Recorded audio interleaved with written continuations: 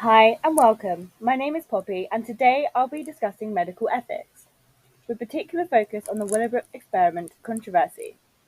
This resource is designed to answer three main questions: what medical ethics actually means, what the Willowbrook experiment actually was, and finally, how medical ethics of the time allowed it to happen and why it wouldn't occur today. What are medical ethics? Ethics are based on well-founded standards of right and wrong, and as such determine what humans ought to do when dealing with situations, with major focus on benefits to society, fairness, or specific virtues. They tend to shape everything in contemporary society, even down to the laws we live by. This concept can also be applied to medicine.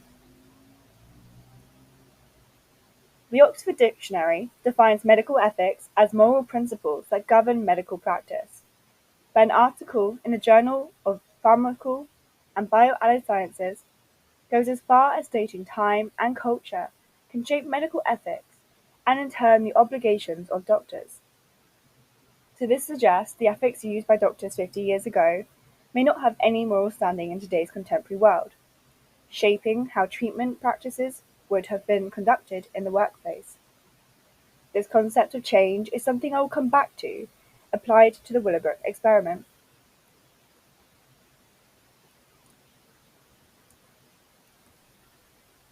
What was the Willowbrook study? The study itself occurred over a span of multiple years, specifically 1956 to 1971.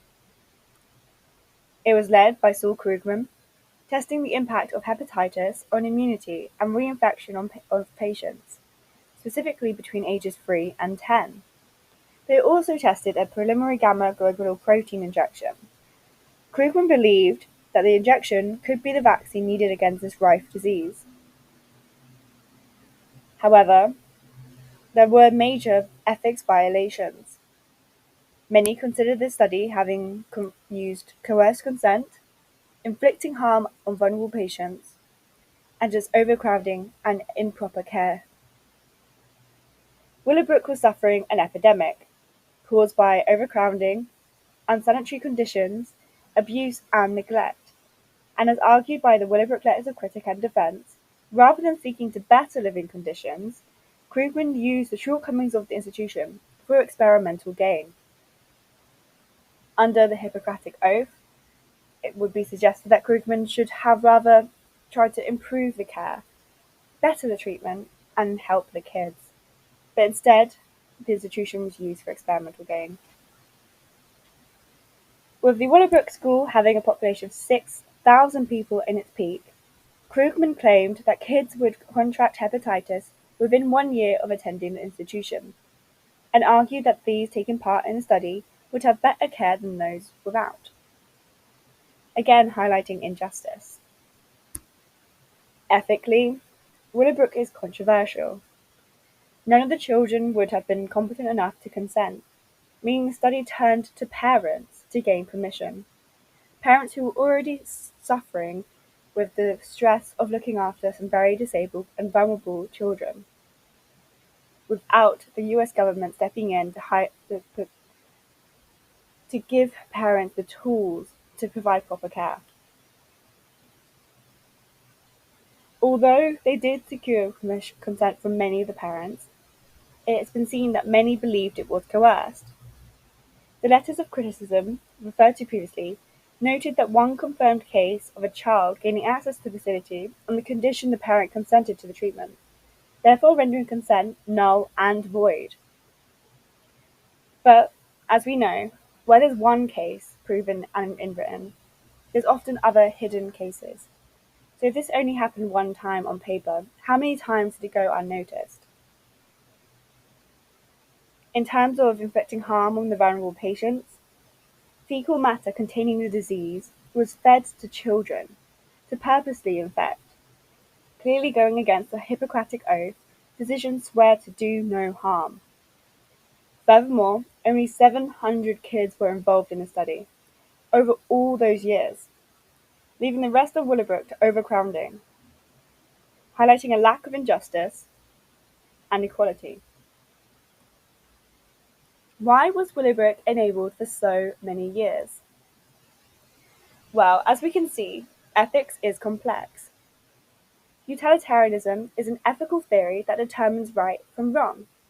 It focuses on outcomes. Harming a few disabled kids was seen as a necessary risk in Krugman's eyes when hepatitis would prove later to be highly fatal worldwide. Krugman took a clear utilitarian approach. In his eyes, the vaccine was necessary for the greater good.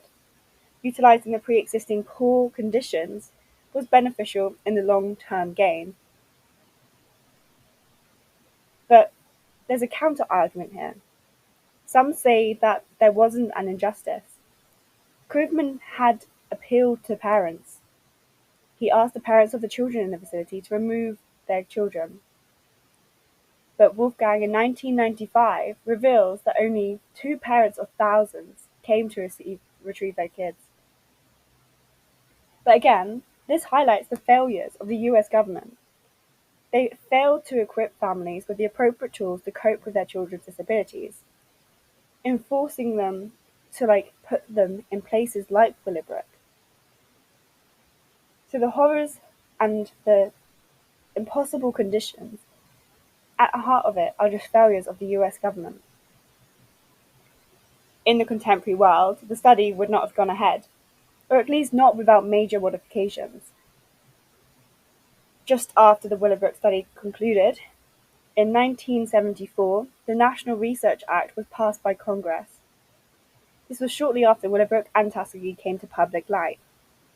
This act was the first of its kind and protected research participants like those vulnerable children. The Equality Act of 2010 is proof that countries globally are now moving away from discriminatory practices, and that a lack of legal legislation further enabled the exploitation that occurred at Willowbrook. So, as said earlier, ethics changes with contemporary times and society. At the time, children who were vulnerable weren't considered a priority, and hence the utilitarian approach was more acceptable. But as we change with times and legislation and legal legislation changes, so does ethics. So ethics helps shape law, but law also helps shape ethics. On reflection, after listening to the evidence provided, do you think consent was coerced? Considering the concept of utilitarianism and the fact that Willowbrook had made such huge strides into finding the hepatitis vaccine, do you think the study should have gone ahead? Why? And if so, what would you change? Here is a list of resources and references